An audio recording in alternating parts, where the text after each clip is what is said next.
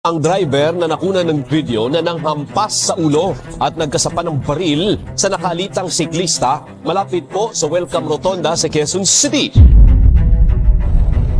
Ayan o, kupal o. Tangina mo. Ayan.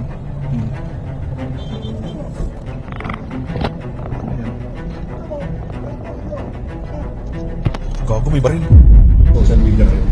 Sana yung mga vloggers, sana maging responsable sila. Hindi nila alam ang puno-tuno.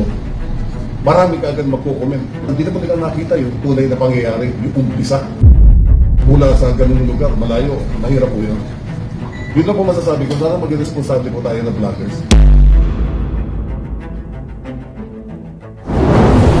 Kumusta mga idol, mayroon naman tayong bagong chika sa inyo. Bago yan, welcome sa channel ni Mr. JV. Sa video na ito, ating tatalakayin ang kumalat na viral video ngayon sa social media, kung saan ang isang kalbo ay biglang nagalit sa isang siklista. Hinampas ito, at may dala pang baril. Ano nga ba ang naging sanhi ng insidenteng ito at ano ang mga kahihinatnan nito? Tara, alamin natin. Kamakailan lamang, nag-viral sa social media ang isang video, kung saan makikitang nagalit ang isang kalbo sa isang siklista sa Quezon City. Ngunit, bakit nga ba nangyari ito at ano ang dahilan sa likod ng galit at bakit kaya nagdala pa ng baril si kalbo? Isa sa mga karaniwang isyo sa kalsada ay ang aksidenteng pagkakasagi ng mga sasakyan. Sa video, makikita natin ang pulang kotse na biglang huminto at nasagi ang bisikleta sa kaliwang bahagi. Ang pangyayaring ito ay nagdulot ng tensyon at galit mula sa kalbo na siyang nagmamaneho ng kotse. Ngunit mas higit pa sa insidente mismo ang ating dapat tukuyin. Ayon sa mga ulat, pinag-aaralan ngayon ng PNP Civil Security Group ang posibilidad na kanselahin ang baril ng sospek. Ito ay isang mahalagang pag-aalala sa kaligtasan ng publiko.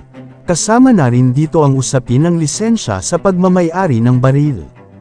Sa kabilang banda, may mga pag-uugnayan din sa pagitan ng kalbo at ng siklista. Ayon sa ilang ulat, may kasunduan na silang naganap matapos ang insidente.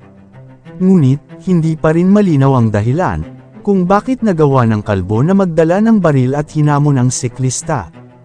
Gayunpaman, nakikiusap si kalbo sa mga blogger o mga individual na nag-upload ng video sa social media ukol sa insidenteng kinasasangkutan niya. Ipinahayag niya ang kanyang pag-asa na magkaroon ng pagkakataon na makausap sila sa personal.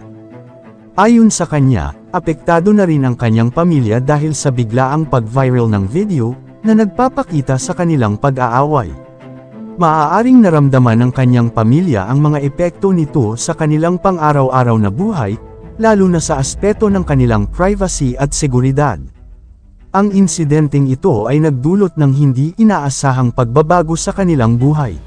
Kayo mga idol, ano ang masasabi nyo sa chika topic natin ngayon? At syempre bago tayo magtapos sa ating video, ay inaanyayahan ko kayo na mag-like sa ating Facebook at mag-subscribe na rin sa YouTube, dahil malaking tulong na ito sa pag-grow ng aking channel, upang mas lalo pa ako na magsipag sa pag-upload ng mga videos na kagaya nito. Hindi naman ako nagmamakaawa sa inyo mga idol, pero sana maawa na kayo. Hanggang dito na lang ang ating video, maraming salamat sa inyong pagtambay, bye-bye.